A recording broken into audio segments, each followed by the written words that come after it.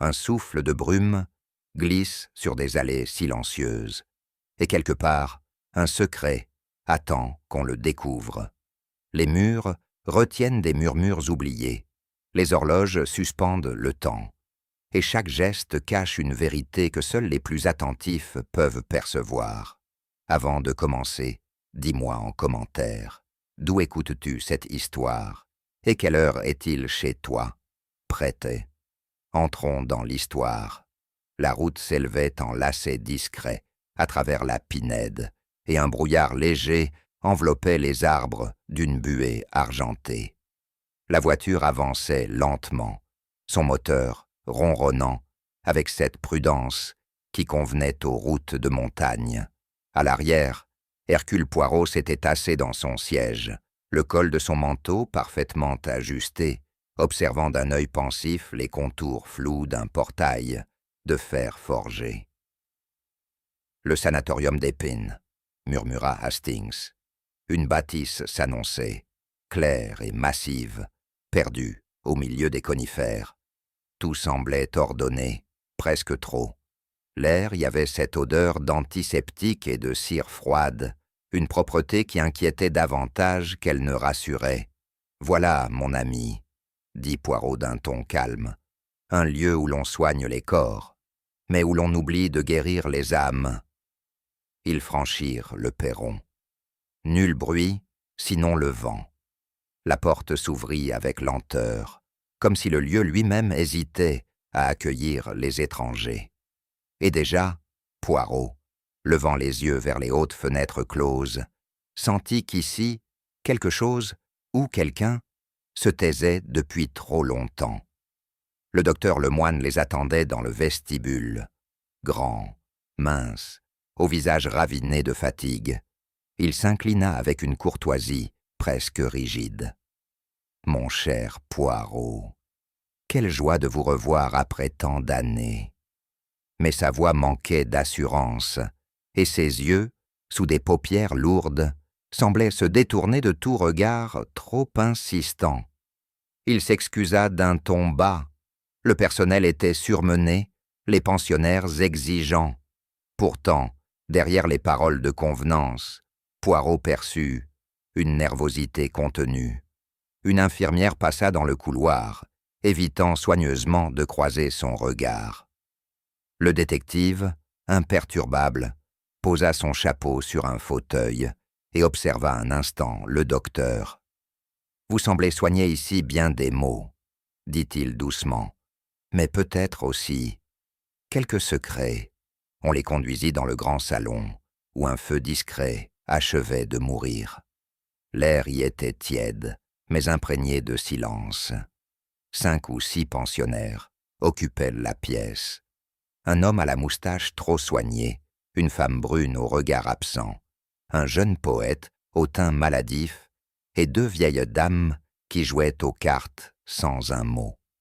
Poirot s'assit près de Hastings, observant la scène avec ce mélange d'amusement et de calcul qui lui appartenait. Chaque geste lui paraissait mesuré, chaque sourire portait la marque d'une intention. « Remarquez, mon ami, » dit-il doucement, comme ces gens parlent peu. Le silence, ici, n'est pas un accident, c'est un langage. Hastings haussa les épaules, perplexe. Mais déjà, Poirot avait repéré une ombre de tension, un regard échangé trop vite entre le poète et la femme brune. Une toile invisible se tissait sous la quiétude apparente. La porte s'ouvrit doucement, et une femme entra. Elle portait un tailleur sombre, sobrement élégant, et marchait avec la lente assurance de celles qui ont appris à dompter leur douleur. Ses cheveux grisonnants étaient impeccablement coiffés, son regard, d'un gris d'acier. « Madame de Brévaux », annonça le docteur. Elle salua à peine, d'un mouvement de tête. Poirot, debout, s'inclina légèrement. « Vous êtes venue pour aider le docteur ?»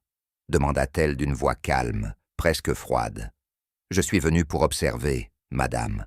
Parfois, l'observation est déjà un remède. » Elle eut un sourire bref, sans chaleur. Puis, Se tournant vers la fenêtre, elle demeura immobile.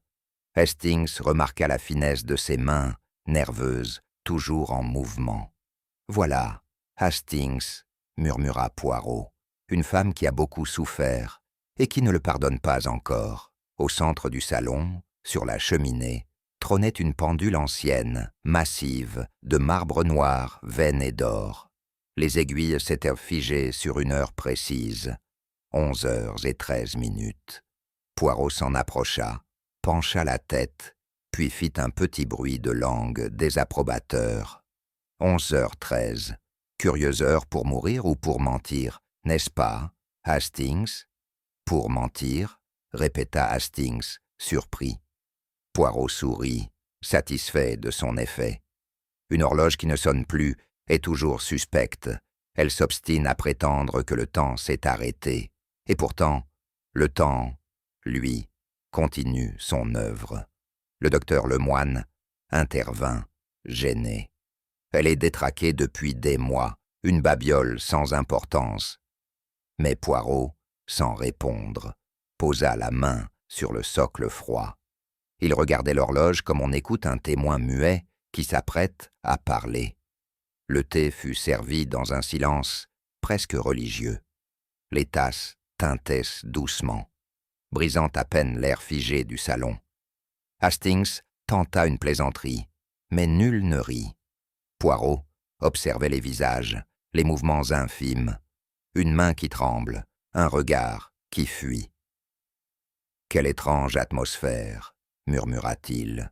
« On croirait que chacun ici attend quelque chose. » Un souffle d'air entra par la fenêtre entr'ouverte, et la pendule vibra, imperceptiblement, sous le vent. Mais aucune sonnerie ne vint troubler le silence. Le temps, ici, semblait vraiment s'être arrêté. Le thé était servi dans le grand salon, où les tentures pâles filtraient la lumière du jour finissant. Les pensionnaires du sanatorium des Pins s'y étaient réunis, comme chaque après-midi, dans un ordre paisible que l'on aurait cru dicté par le docteur lui-même.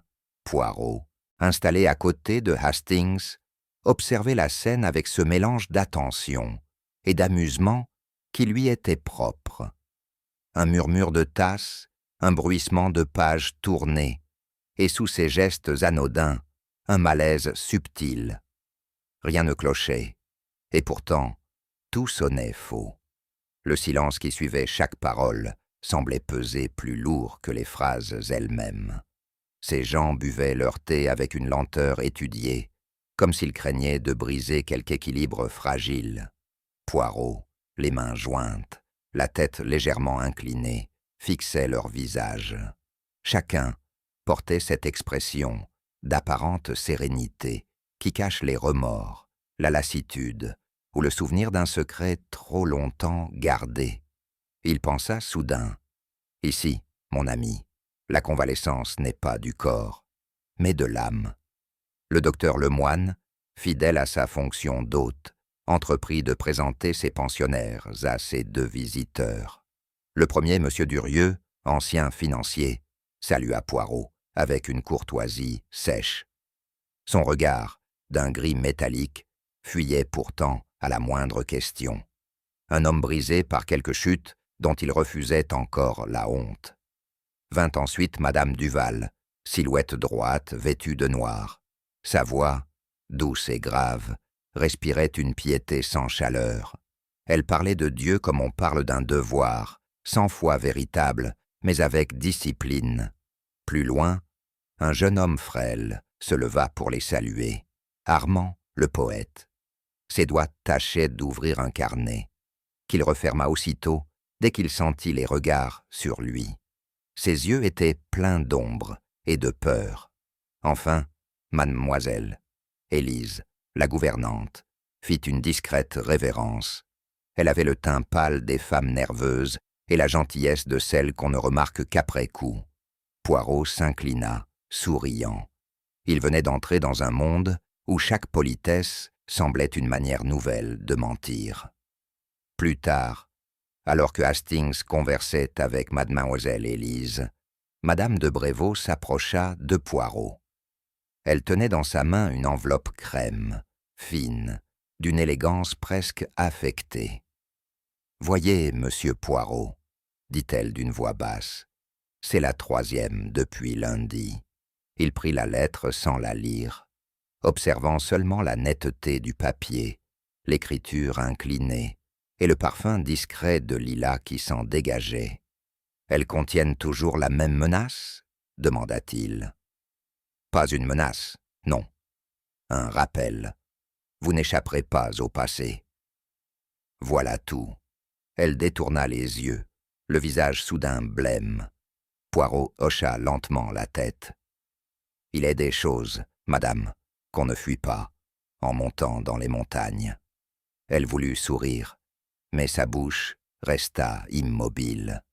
Dans le salon, le feu crépitait doucement, et le bruissement d'une page tournée sembla sceller le silence qui suivit.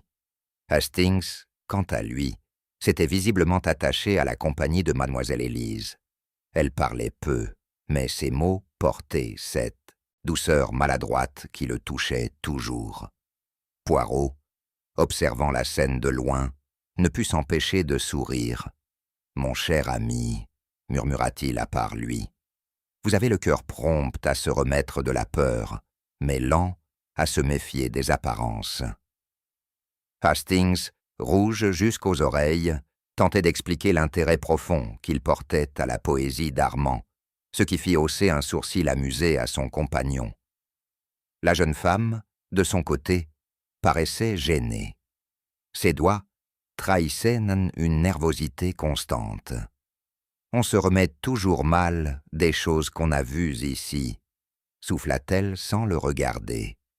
Poirot, qui venait de s'approcher, nota cette phrase comme on retient un détail de décor qu'on retrouvera plus tard dans le drame.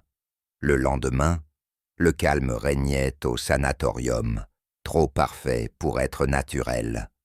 Poirot, arpentant lentement le couloir principal, s'arrêtait parfois pour observer une porte, un regard échangé, un chuchotement qui s'interrompait dès qu'il paraissait. Le docteur Lemoine vantait la pureté de l'air des montagnes, la rigueur du régime, la discipline de repos. Mais l'ordre du lieu ressemblait à une dissimulation. Ici, pensa Poirot, la santé n'était qu'une façade, et la façade, un mur dressé contre la vérité. Dans le salon, les pensionnaires semblaient absorbés dans leurs activités.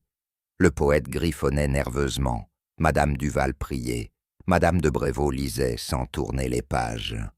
À travers ce tableau de quiétude forcée, Poirot percevait une tension presque physique. « Mon cher Hastings, dit-il en passant, plus l'air est pur, plus les mensonges s'y distinguent nettement. » Et il ajouta, comme pour lui-même, « Le mal ici n'est pas dans les corps, il circule dans les respirations. » En fin de journée, alors que la lumière mourait sur les vitres, Poirot entra de nouveau dans le salon désert. Le feu s'était éteint.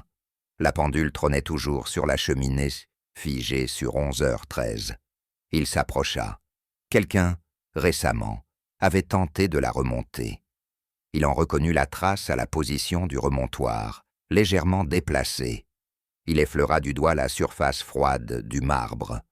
Un symbole, songea-t-il, que ce temps obstinément arrêté. Hastings entra derrière lui. Toujours cette fichue horloge, Poirot. Vous y voyez plus qu'un caprice mécanique. Je n'y vois pas une machine, Hastings, j'y vois une volonté. Puis, comme s'il répondait à une question qu'on ne lui avait pas posée. Quand on veut cacher la vérité, mon ami, on commence toujours par dérégler le temps. Le tic-tac du couloir voisin résonnait faiblement, accentuant encore le silence du salon. La nuit tombait lentement sur la maison, enveloppant les pins d'une ombre dense. Poirot et Hastings dînaient à l'écart, dans la petite salle réservée aux invités. Hastings parlait du charme discret de mademoiselle Élise. Poirot, lui, songeait à la pendule et aux lettres anonymes. « Mon ami, dit-il enfin, ce lieu prétend guérir les nerfs, mais il épuise les consciences. Il y a ici trop de silence, trop de pureté affichée. Hastings leva les yeux, inquiet. « Vous croyez qu'un danger nous guette ?» Poirot sourit doucement. « Le danger, Hastings, ne nous guette pas. Il attend. » Un bruit de vent fit trembler la fenêtre. Poirot reposa sa serviette avec lenteur. Le tic-tac d'une montre lointaine rythmait sa pensée. Quelque chose, dans cette maison, battait au mauvais tempo. Le cri déchira la nuit comme une lame. Bref, étranglé, puis plus rien. Hastings, arraché à un rêve confus, se redressa d'un bond, le cœur battant. Dans la chambre voisine, il entendit déjà la voix calme et posée de Poirot. « Vous avez entendu, Hastings ?»« Oui, cela venait du couloir, j'en suis sûr. » Poirot, vêtu d'une robe de chambre grise, avait déjà chaussé ses pantoufles. Ses yeux brillaient d'une attention glaciale. Ils sortirent ensemble. Le silence, après le cri, semblait d'une épaisseur presque tangible. On eût dit que la maison retenait son souffle. Une lampe vacillait au bout du couloir. Derrière les portes closes, des pas se faisaient entendre, hésitants. Une voix tremblante appela. « Madame de Brévaux ?» Aucune réponse. Poirot s'arrêta net. Ce cri, Hastings. Il n'était pas seulement de peur. Il y avait là une surprise, un reproche, comme si la victime avait reconnu celui qui venait. En quelques minutes, le couloir s'était rempli. Les pensionnaires, blêmes et mal réveillés, se pressèrent devant la porte de Madame de Brévaux. Le docteur Lemoine, le visage tiré, essaya la poignée. La porte était fermée à clé de l'intérieur. « Il faut enfoncer », dit-il d'une voix blanche. Deux hommes s'avancèrent, le financier Durieux et le jeune poète Armand. Ensemble, ils poussèrent, frappèrent, un grincement, puis un craquement sourd. La serrure céda. Un souffle froid s'échappa de la chambre et un silence de stupeur tomba. Poirot ne bougea pas tout de suite. Ses yeux se posèrent sur le seuil, sur la clef toujours engagée du côté intérieur. « Intéressant, » murmura-t-il, « très intéressant. » Hastings, derrière lui, frissonna. Autour d'eux, on chuchotait, on pleurait déjà à demi. Le docteur s'élança, ordonnant qu'on apporte une lampe. Poirot suivit enfin, lentement, avec cette gravité tranquille qui précède les découvertes fatales. La lampe posée sur la table projetait une lumière vacillante. Sur le lit, Madame de Brévaux gisait, les yeux clos, la tête légèrement tournée. Un flacon de somnifère renversé sur la table de chevet répandait son contenu sur le parquet. Le docteur Lemoine s'approcha, prit le poignet de la morte, puis secoua la tête. Rien à faire, c'est fini. Hastings détourna le regard, saisi d'un malaise qu'il ne voulait pas avouer. Poirot, lui, demeurait immobile. Il observait les draps, soigneusement tirés, les mains croisées sur le torse, la position presque trop paisible du corps. « Un suicide », dit enfin le docteur, la voix tremblante. Les nerfs. Vous savez, elle était fragile. Poirot ne répondit pas. Son regard glissait d'un détail à l'autre, attentif, presque tendre dans sa précision.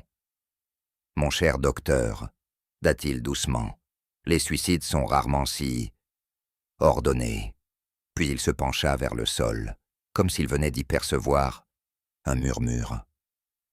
Le docteur Lemoine s'efforçait de reprendre contenance. « C'est évident, » fit-il d'un ton qu'il voulait ferme. « Les somnifères, la porte verrouillée, le calme de la scène. » Il a voulu partir en silence. Poirot leva lentement la tête. « En silence, dites-vous ? C'est un curieux choix de mots pour une femme dont on vient d'entendre le cri. » Le médecin pâlit. Hastings, embarrassé, tout sauta. « Peut-être un réflexe, une hallucination, » tenta le docteur. Poirot, sans insister, se contenta d'un sourire poli. « Peut-être, Il s'approcha alors du lit, caressa du bout du doigt la surface vernie de la table, puis examina la lampe. Son regard s'arrêta sur un objet à demi dissimulé par le drap. « Et ceci, docteur ?» demanda-t-il. Mais le médecin, las, refusa d'y voir autre chose qu'un hasard. Poirot se redressa, et son silence eut plus de poids qu'une contradiction. Sous l'oreiller, un coin de tissu brodé dépassait à peine. Poirot le tira délicatement. Un mouchoir de fine batiste, orné d'une initiale féminine. Un parfum léger s'en échappait, doux, floral, un peu nostalgique. « Du Lalas », murmura Hastings. Poirot acquiesça. Oui, un parfum qui appartient au souvenir, pas à la mode. Il le glissa dans sa poche avec soin. Le docteur, toujours nerveux, lui lança un regard agacé. « Ce n'est rien. Une femme laisse traîner des choses. Non, docteur, dit Poirot avec douceur. Une femme laisse traîner ce qu'elle veut qu'on trouve. » Autour d'eux, la pièce semblait se refermer sur son propre silence. Poirot ferma un instant les yeux, comme pour fixer en mémoire l'odeur ténue du lilas. Le passé, Hastings, laisse toujours son parfum derrière lui. En sortant de la chambre, Poirot s'arrêta net dans le couloir. La grande pendule, dressée contre le mur, affichait de nouveau la même heure, 11h13. « Hastings, dit-il lentement, souvenez-vous, hier soir, elle marquait déjà 7h. Vous croyez qu'elle s'est arrêtée de nouveau? Non, je crois qu'on l'a arrêtée, mon ami. » Le détective toucha doucement le verre du cadran. La montre était tiède, comme si on venait à peine d'y poser la main. Hastings frissonna. 2 fois la même heure, 2 fois la même mort. C'est un hasard bien singulier. Le hasard, Hastings, est un coupable fort commode. La pendule resta muette, impassible, mais dans le silence du couloir, son absence de tic-tac résonnait plus fort que tout battement. De retour dans la chambre, Poirot s'agenouilla près du lit. Son œil méthodique scrutait les plis du drap, l'angle du flacon, la courbe des doigts. Chaque détail semblait lui parler, dans une langue qu'il était seul à comprendre. Hastings, derrière lui, demanda à voix basse « Que cherchez-vous donc ?» Poirot ne répondit pas tout de suite. Il toucha le poignet raidi de la défunte, examina la bague légèrement tournée, puis le coussin, où reposait sa tête. Enfin, il murmura « Rien ici ne dort, Hastings, rien. » Il se redressa, son visage fermé comme une énigme. Il faut parfois observer non ce qui bouge, mais ce qui reste immobile. Puis il quitta la pièce sans un mot de plus, laissant derrière lui l'odeur persistante du lilas et l'impression d'un mystère qui ne faisait que commencer. Avant l'aube, Poirot se tenait seul dans le salon désert. La nuit avait été longue, et la maison semblait encore empreinte du cri qu'il avait traversé. Il se versa une tasse de thé refroidi et demeura pensif. La pendule du couloir, figée à 11h13, hantait son esprit comme une phrase inachevée. « Un suicide, disait le docteur. Un hasard, disait Hastings. Mais Poirot savait que le hasard, comme la mort, avait sa logique, et que celle-ci ne trompait jamais. Le mouchoir, la serrure, la pendule, le cri. Tout cela formait un dessin invisible, trop parfait pour n'être que le fruit de la coïncidence. Il leva les yeux vers le plafond, où la lumière pâle de l'aube commençait à filtrer.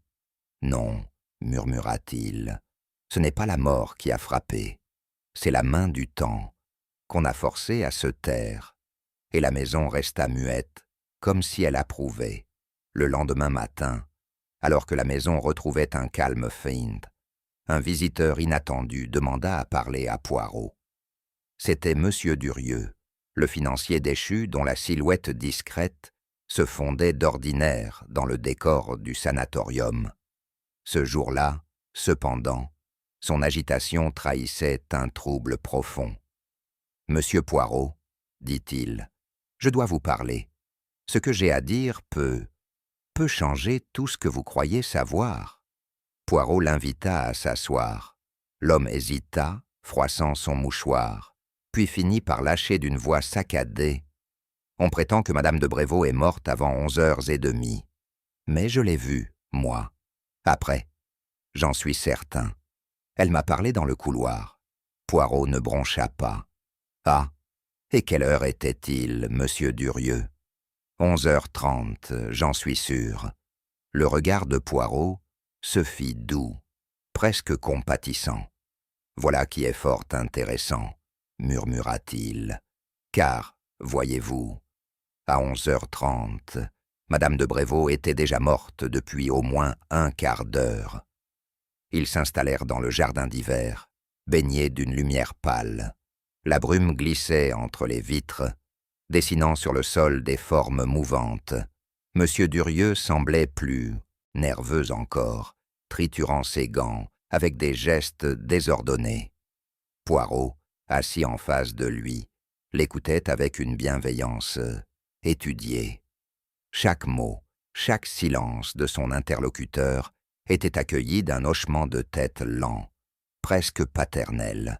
« Vous comprenez, monsieur Poirot, » dit Durieux. « J'étais en détresse.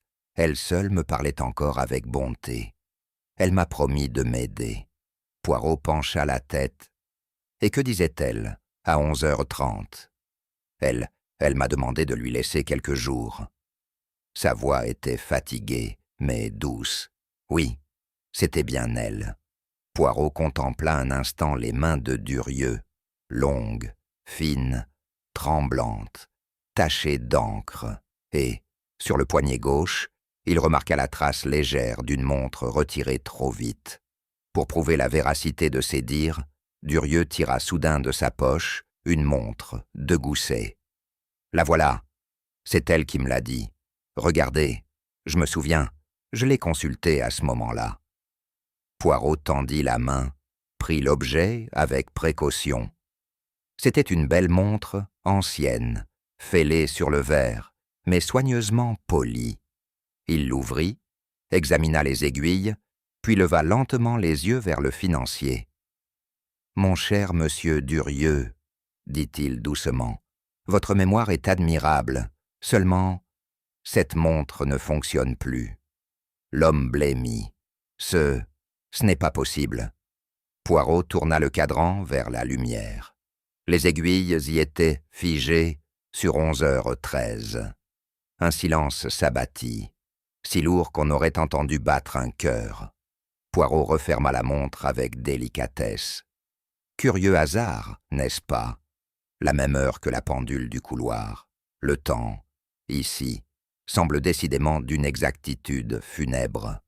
Plus tard dans la journée, Hastings se montrait singulièrement agité. Convaincu d'avoir deviné la vérité, il avait quitté Poirot avec cette assurance naïve qui précédait souvent ses plus grandes erreurs. Il revint quelques heures plus tard, triomphant. « Mon cher Poirot, j'ai découvert l'explication. Tout s'éclaire. » Poirot haussa un sourcil amusé. « Ah, oui, Madame de Brévaux avait un amant, un homme qu'elle voyait en secret, et qu'elle redoutait qu'on découvre, ses lettres anonymes, ses silences. Tout concorde. » Poirot sourit doucement. « Et cet amant, vous l'avez vu, sans doute ?» Hastings se troubla. « Pas exactement. Mais mademoiselle Élise a laissé entendre. »« Justement, » interrompit Poirot. « Mademoiselle Élise laisse souvent entendre beaucoup, et comprendre peu. » Puis d'un ton pensif. « Les passions, Hastings, sont les illusions les plus contagieuses, et vous, mon ami, en êtes atteint sans remède. » Ce soir-là, on frappa à la porte de Poirot. Mademoiselle Élise entra, les yeux rougis, les mains tremblantes. Elle tenait un mouchoir humide, qu'elle serrait comme un talisman. « Monsieur Poirot, je ne peux plus garder ça pour moi, j'ai fait une chose terrible. » Poirot la fit asseoir. Sa voix, calme et douce, l'encourageait à parler. « C'est moi qui ai caché une lettre dans la chambre de madame, une lettre qu'elle m'avait donnée avant de mourir. Et pourquoi la cacher, mademoiselle? Parce qu'elle parlait d'un homme, je voulais la protéger. » Poirot la regarda longuement, puis secoua la tête. « Non, dit-il enfin, vous ne la protégiez pas.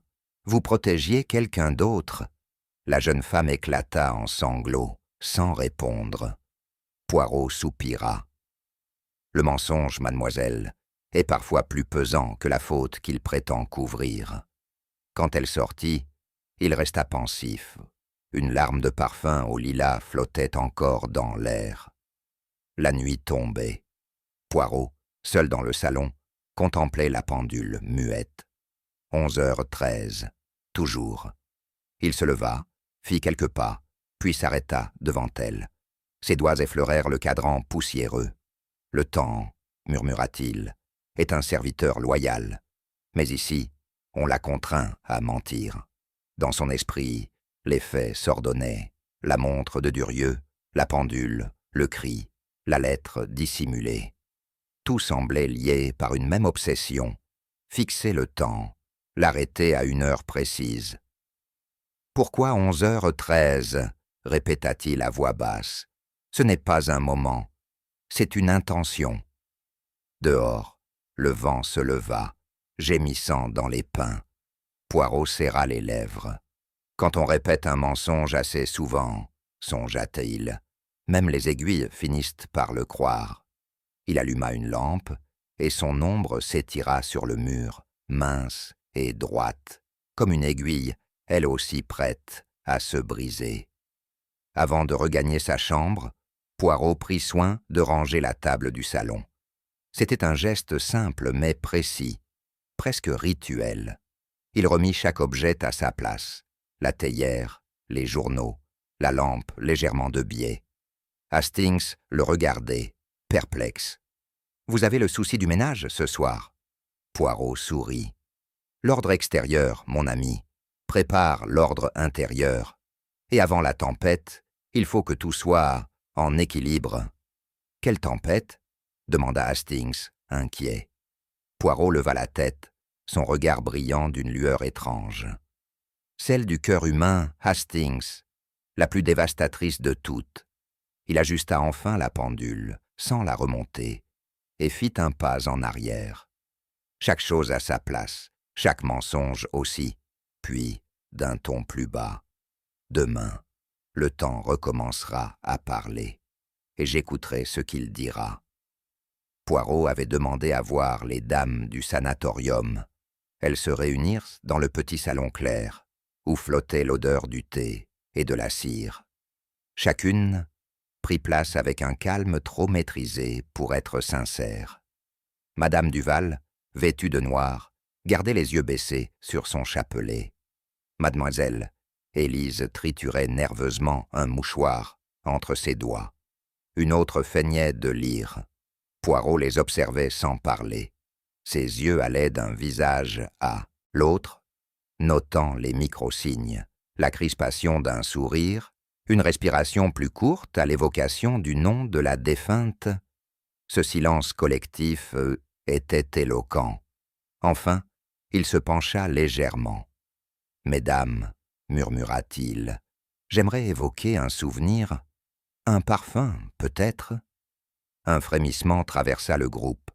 Ce fut presque imperceptible, mais pour Poirot, ce mouvement en disait plus que 1000 mots. Il parla doucement, comme pour lui-même. Madame de Brévaux portait toujours un parfum précis, discret, presque nostalgique, celui du lilas. Personne ne répondit. Seule Madame Duval leva les yeux, fugacement, avant de les baisser aussitôt. Poirot poursuivit d'un ton rêveur.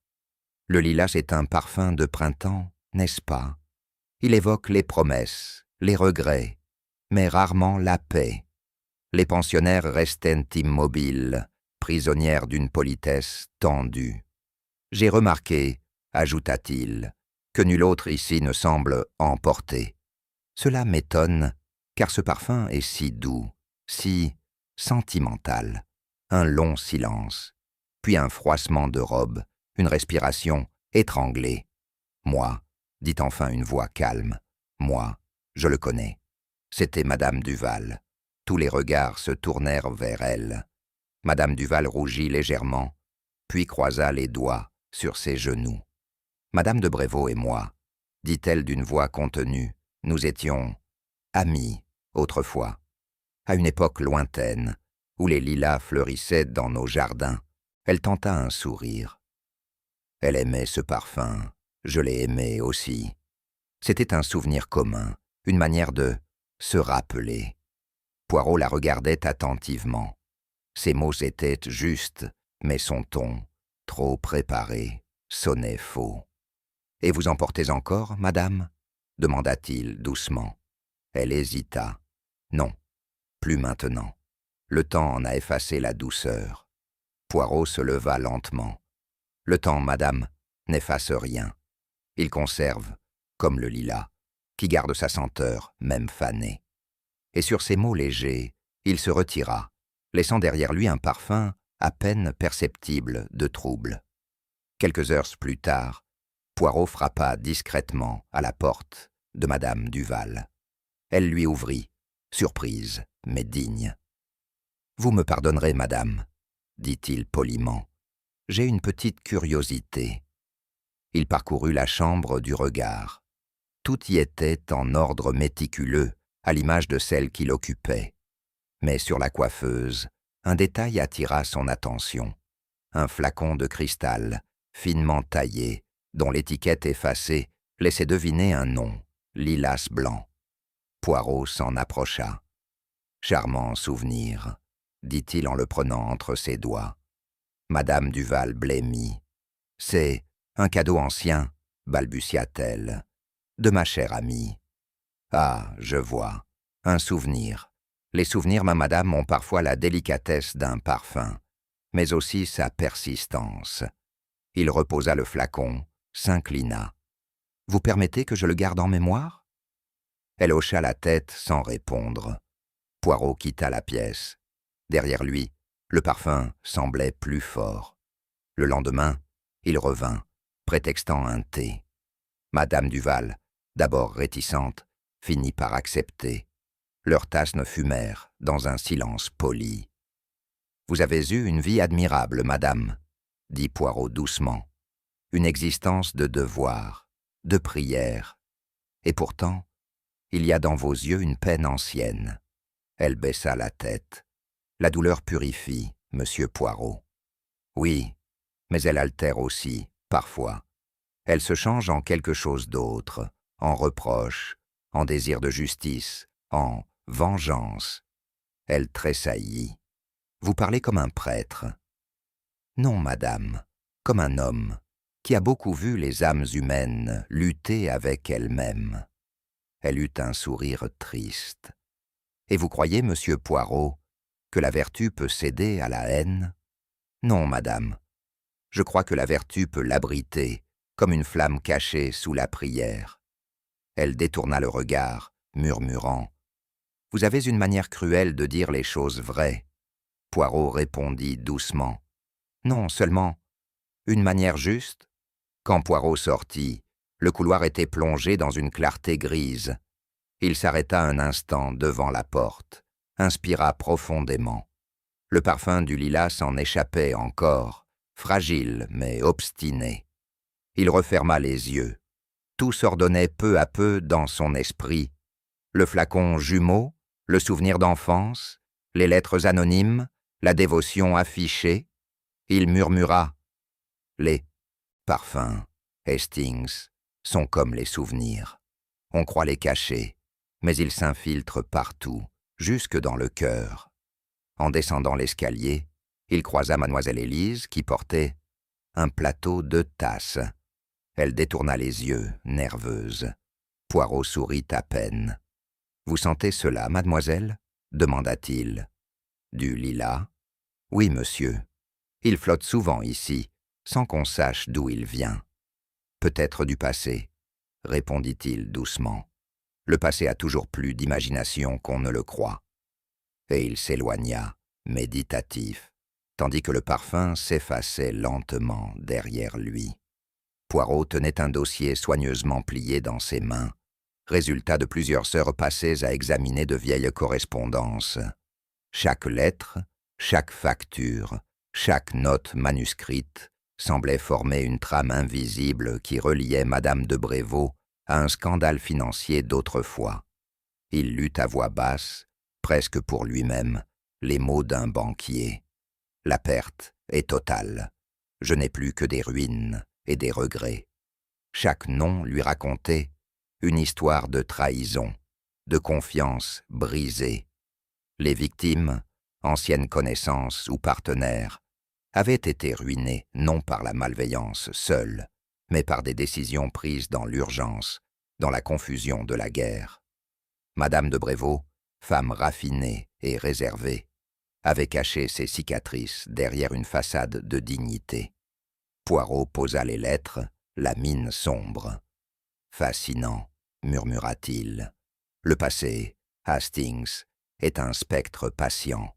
Il attend le moment propice pour revenir frapper ceux qui l'ignorent. » Il se leva, observant le couloir désert, et silencieux, comme si le sanatorium lui-même retenait son souffle, conscient que ce passé entremêlé, de dettes et de trahisons, n'était pas mort, mais à l'affût, prêt à ressurgir. Il comprit bientôt que la présence de Madame de Brévaux au sanatorium n'avait rien à voir avec le repos ou le traitement de ses nerfs. Ce lieu n'était qu'un refuge. Elle avait fui, non pas pour soigner sa fatigue, mais pour se cacher des regards du monde extérieur. Chaque couloir, chaque chambre servait à dissimuler ses traces, à préserver son secret.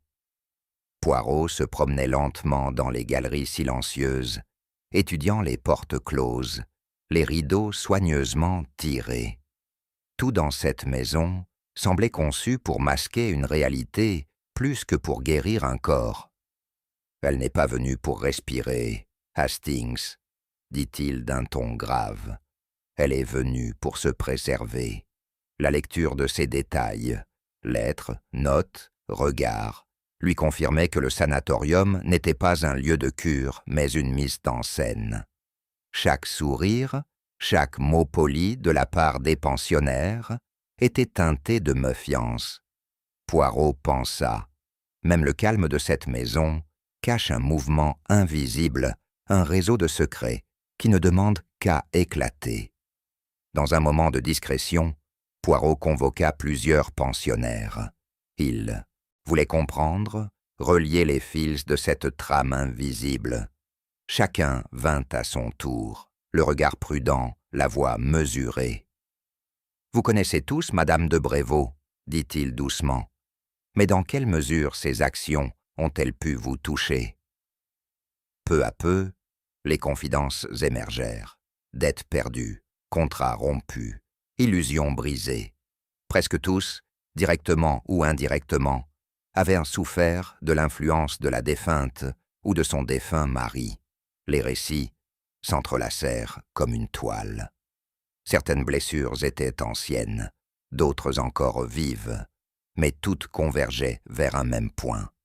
Madame de Brévaux, malgré son apparente neutralité, avait été au centre de plusieurs drames personnels.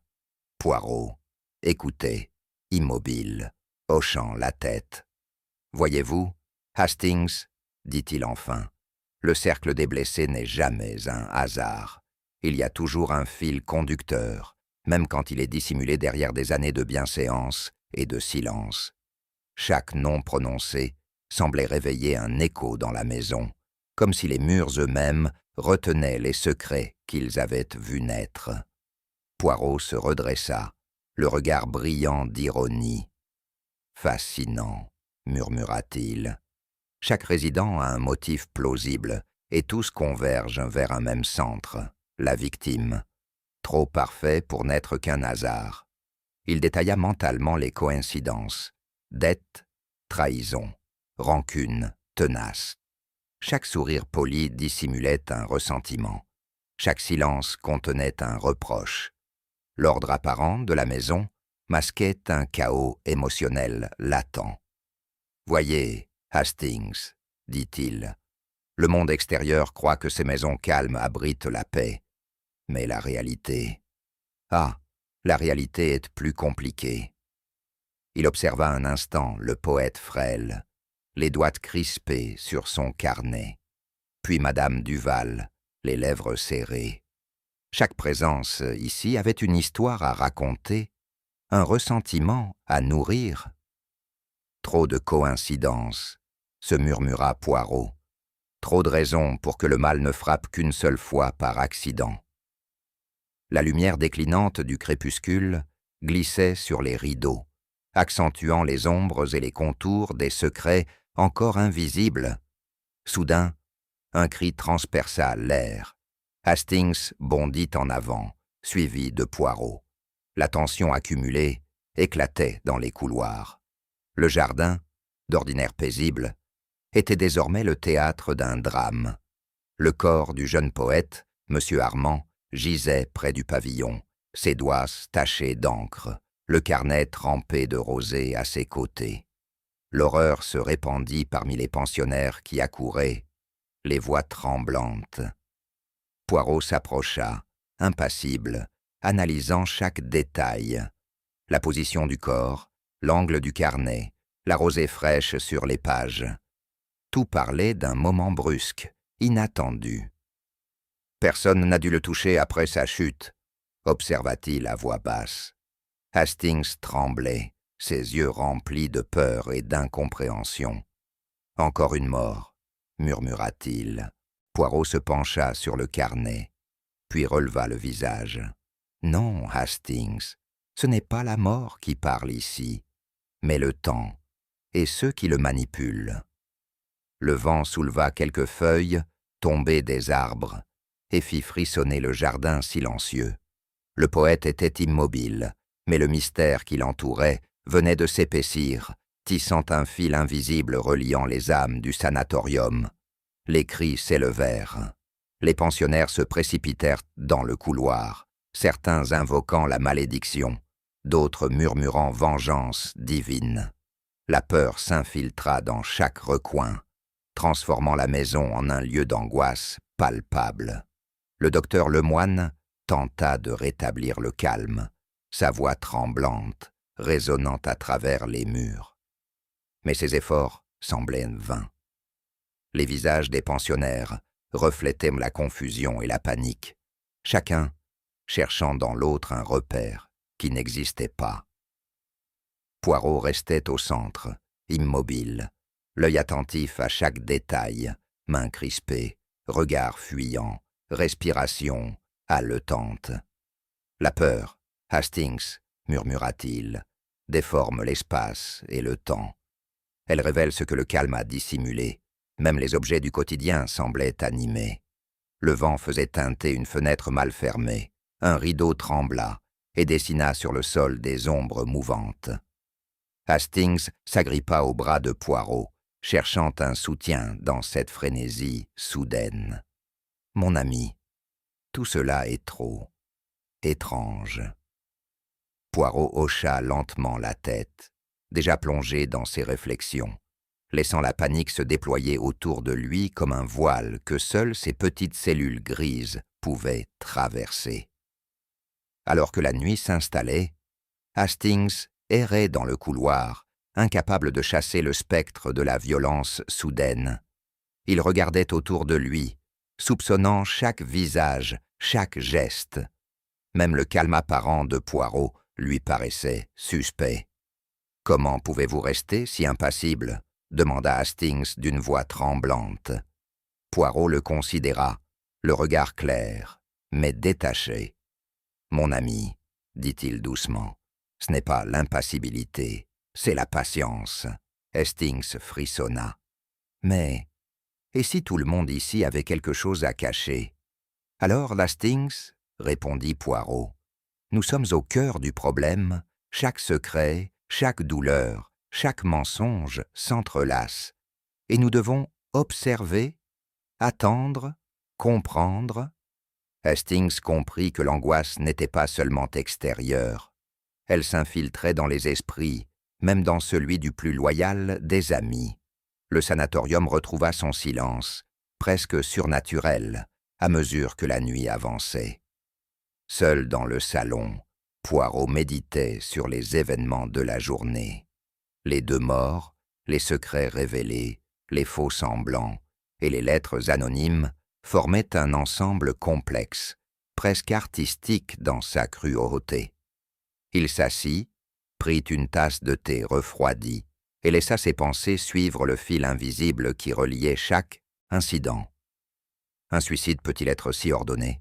murmura-t-il. « Ou bien cette scène a-t-elle été orchestrée pour nous tromper ?» Les aiguilles, figées de la pendule, semblaient l'interroger silencieusement. Le temps, ici, n'était pas un témoin, mais un complice silencieux. Poirot se leva, respira profondément et murmura « Le véritable mal de cette maison n'est pas physique, mais moral. » Le vent glissa dans les pins, et le sanatorium s'endormit dans une attente feutrée, prête à révéler ses prochains secrets. Au lever du jour, le sanatorium était plongé dans un silence presque irréel. Les couloirs, habituellement ponctués de pas et de chuchotements, semblaient désormais figés dans le temps. Poirot s'assit seul dans le salon, contemplant la pendule muette qui trônait sur la cheminée. Ses yeux passaient lentement sur le cadran figé, comme s'il cherchait à y lire non l'heure, mais la mémoire des événements de la veille. Le feu, réduisant sa lumière à quelques braises mourantes, projetait une chaleur faible et régulière, insuffisante pour troubler le calme qui l'entourait. Il prit une tasse de thé, tiède, mais ne porta pas ses lèvres à celle-ci. Les sons de la maison, étouffés et différemment perceptibles à cette heure matinale, lui semblaient raconter l'histoire que les habitants refusaient de dire à voix haute. Poirot soupira presque imperceptiblement. Ce calme n'était pas la paix, c'était l'attente, le moment suspendu avant que les pièces du puzzle ne reprennent leur place.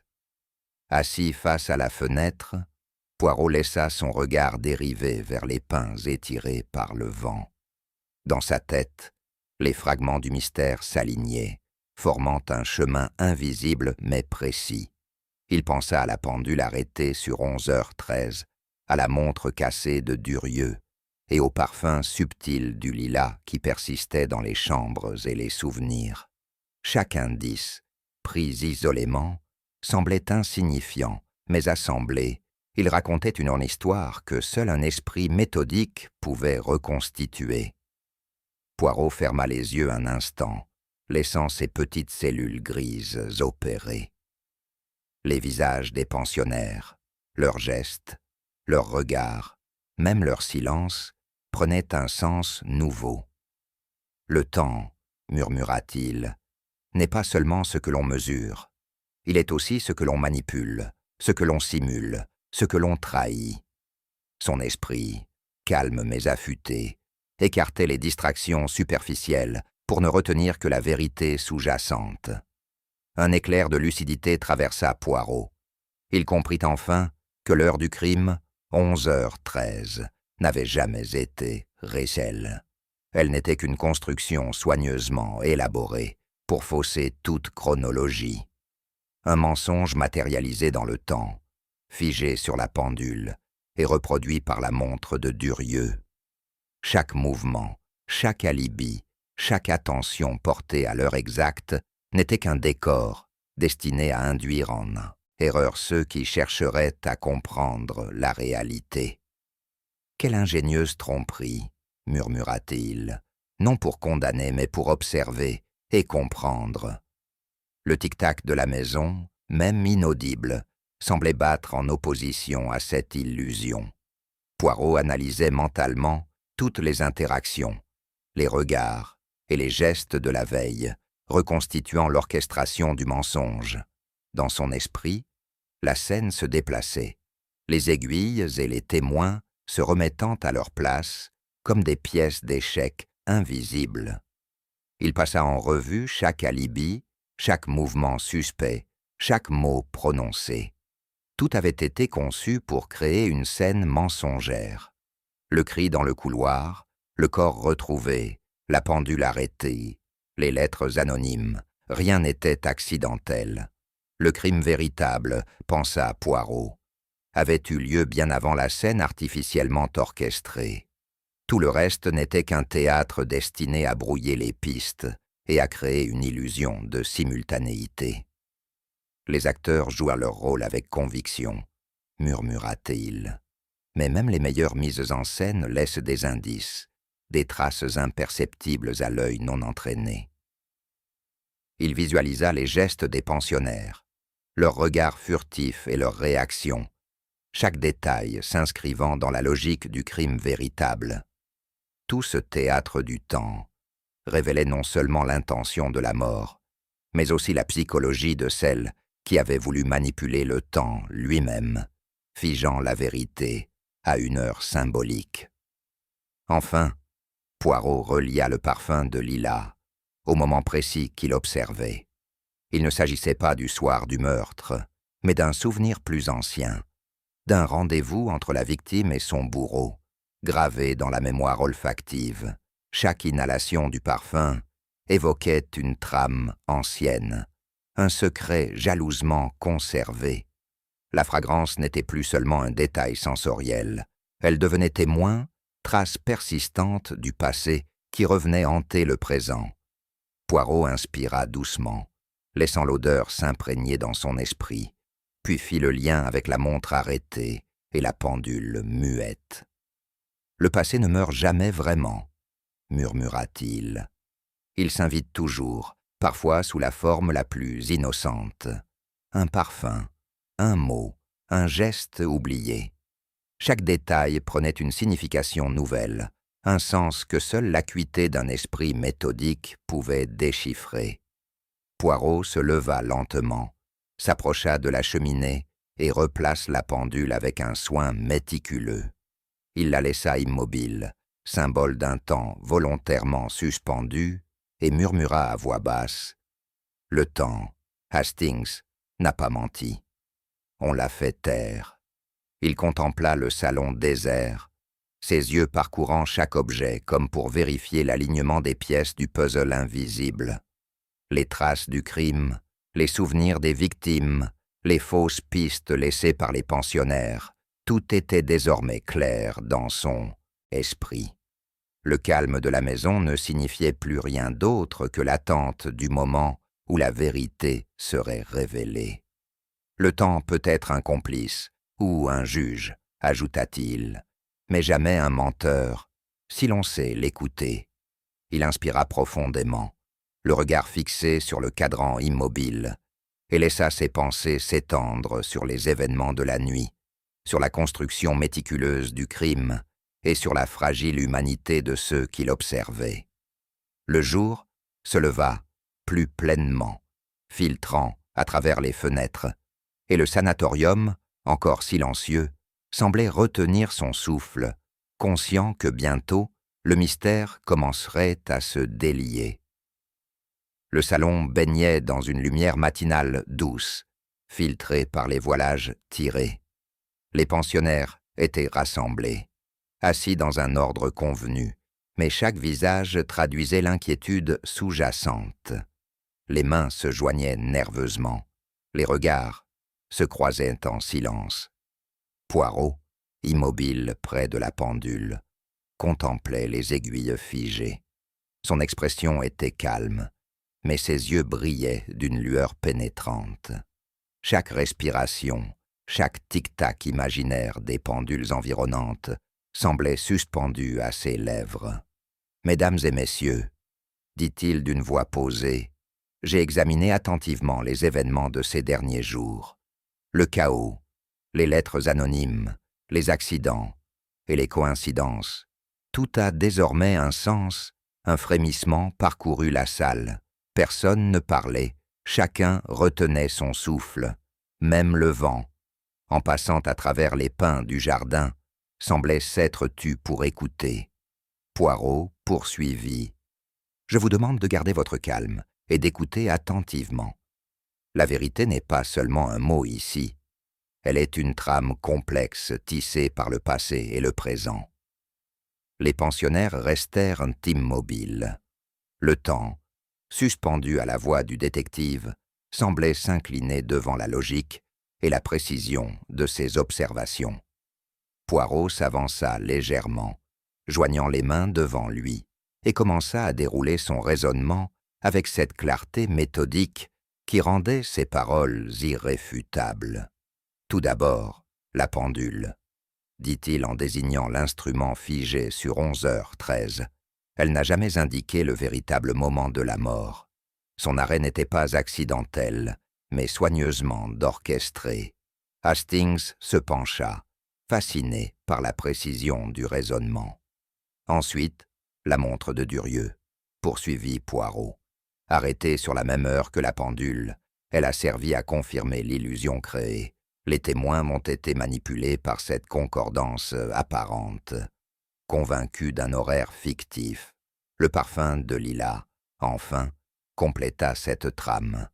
Il évoquait une mémoire ancienne, permettant d'associer le crime à un moment précis du passé, et non à la journée du drame. 3 instruments, 3 mensonges, expliqua Poirot.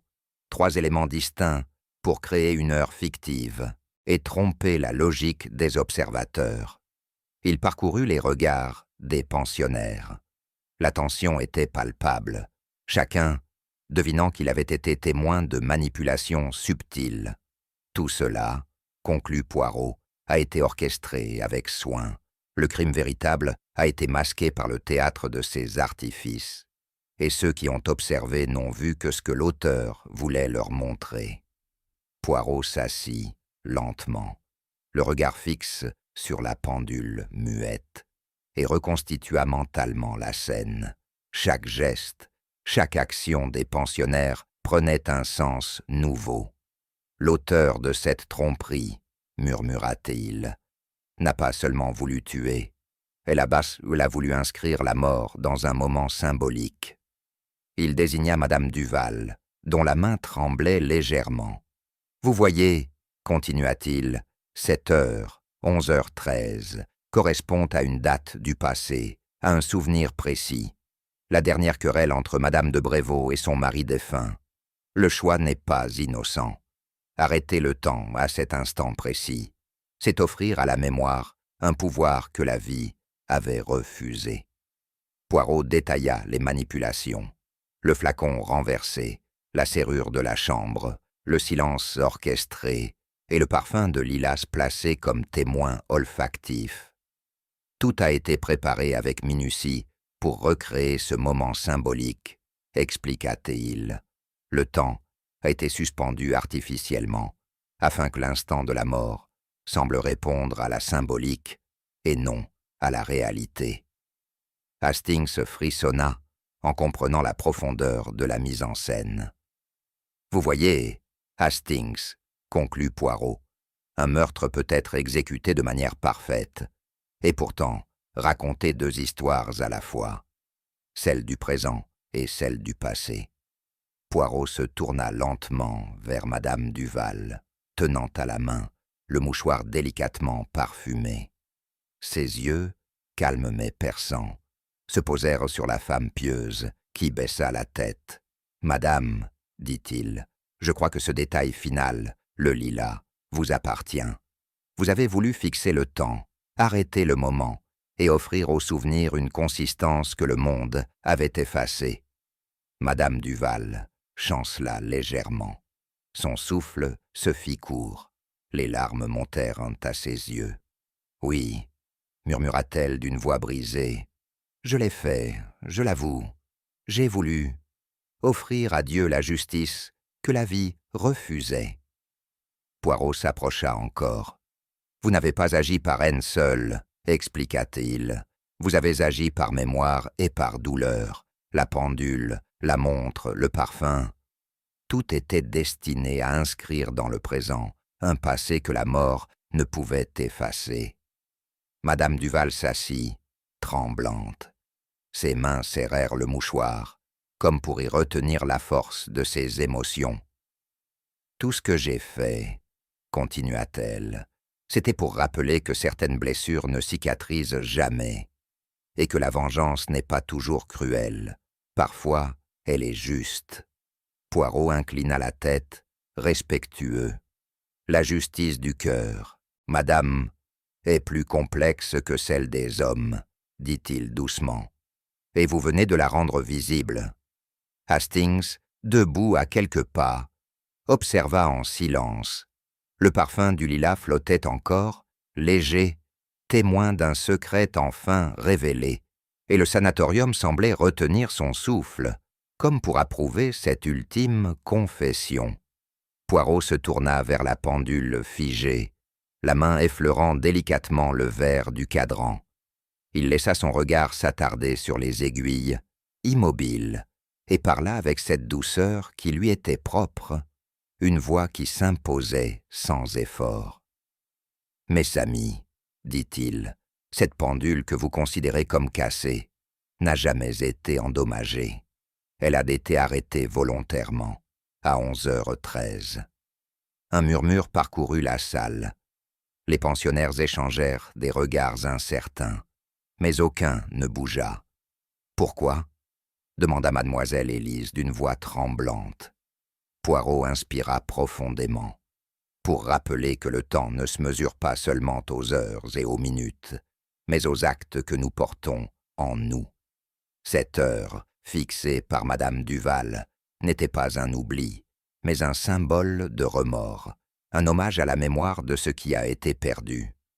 Elle voulait que l'on se souvienne, que l'on comprenne la douleur qui a conduit à ces gestes. Les yeux de madame Duval se remplirent de larmes silencieuses. Le geste était à la fois confession et expiation, un acte de remords si profond que seule la symbolique du temps pouvait le contenir. Poirot conclut doucement. Parfois, figer le temps n'est pas punir. C'est essayer de comprendre, d'apporter une forme de pardon. Hastings se tenait à côté de Poirot, les mains jointes, la respiration encore haletante. Il murmura, presque pour lui-même. « Mon Dieu, tout cela, ce crime semblait presque né d'amour. » Poirot posa une main sur son épaule, un geste à la fois rassurant et grave. « L'amour, Hastings, dit-il, est une force puissante, mais lorsqu'il s'enchaîne au passé, il devient un bourreau du présent. Ce n'est pas la haine seule qui guide les mains des hommes et des femmes. La douleur du cœur peut engendrer la justice ou l'irréparable. » Hastings baissa les yeux, ému malgré lui. Il songea à la complexité des motivations, à la frontière fine entre vengeance et réparation, entre la mémoire et la morale. « Voyez-vous, mon ami, poursuivit Poirot, la véritable tragédie réside dans ce que l'on croit protéger ou réparer. L'intention peut être noble, mais les conséquences, elles appartiennent au temps et au juge silencieux qu'il est. » Le silence s'étendit dans le salon. Chaque pensionnaire semblait retenir sa respiration, conscient que ce moment dépassait la simple confession. Il s'agissait d'une leçon sur le poids de l'amour et de la mémoire, et sur les chaînes invisibles qui lient les êtres à leur passé. Avant de quitter le salon, Poirot se pencha légèrement vers la pendule, immobile. Ses doigts caressèrent la surface polie du bois, comme pour sentir le poids des heures qu'elle portait. « Nous croyons punir les autres, Hastings, » murmura-t-il à demi-voix, « mais c'est toujours nous que le temps condamne. » Hastings, silencieux, sentit le sens profond de ces paroles. Il songea au choix de madame Duval, à la précision avec laquelle elle avait orchestré la scène, et à la résonance du passé qui avait dicté chaque mouvement. Chaque geste, chaque décision, continua Poirot, laisse une trace. Même lorsqu'on pense agir pour réparer une injustice, le temps inscrit nos actes dans son registre invisible. Nous devenons à notre insu prisonniers de la mémoire que nous croyons contrôler. Le détective inspira profondément, contemplant le salon où tout s'était déroulé. Les regards des pensionnaires, les objets déplacés, le parfum persistant de lilas. Chaque détail semblait retenir un secret. Chaque silence contenir un reproche. Comprendre le passé, Hastings, c'est accepter son poids. Et parfois, c'est cette acceptation seule qui permet de continuer, même après la tempête. La pendule demeurait immobile, figée sur l'heure symbolique. Pourtant, le parfum du lilas flottait encore dans l'air, imperceptible mais tenace, témoin invisible de la mémoire et du chagrin qui avaient guidé le geste fatal. Poirot se recula légèrement, laissant son regard parcourir la salle silencieuse. Les pensionnaires demeuraient figés, chacun absorbé par ses pensées, comme si le temps lui-même s'était arrêté pour permettre la réflexion. « Écoutez, Hastings, murmura-t-il, le véritable écho de ce crime n'est pas le fracas des événements, mais le silence qu'il laisse derrière lui. Le parfum, le temps, les gestes, tout est une conversation avec le passé. » Hastings hocha la tête, comprenant enfin la subtilité de cette justice silencieuse. La mémoire, la douleur et l'amour avaient créé un labyrinthe que seule la lucidité de Poirot pouvait dénouer. Quand le mensonge est devenu une habitude et que la mémoire guide la main, conclut Poirot, il faut savoir écouter le silence, car c'est lui qui révèle la vérité. Le sanatorium restait immobile, et le lilas, témoin invisible, semblait murmurer une dernière fois les secrets que personne ne pouvait plus ignorer. À l'aube, le sanatorium semblait encore endormi sous un voile de brume. Les pins se dressaient, immobiles, tandis qu'un vent froid parcourait les allées désertes et faisait frémir les vitres closes. Poirot et Hastings quittèrent la maison, le pas mesuré, enveloppé dans la tranquillité fragile de ce matin incertain. Chaque souffle de vent semblait murmurer les secrets de la nuit passée, les crimes révélés, les remords silencieux. Hastings, emmitouflé dans son manteau, jetait des regards en arrière, comme pour s'assurer que le temps, enfin, ne leur jouerait plus de tours. Poirot, lui, avançait, avec la sérénité méthodique qui lui était propre, observant la brume s'étirer sur le chemin, consciente qu'elle enveloppait encore les ombres des souvenirs récents. Dans le hall, le vieux concierge apparut silencieusement. D'un geste discret et précis, il remit en marche la pendule qui n'avait pas sonné depuis des semaines.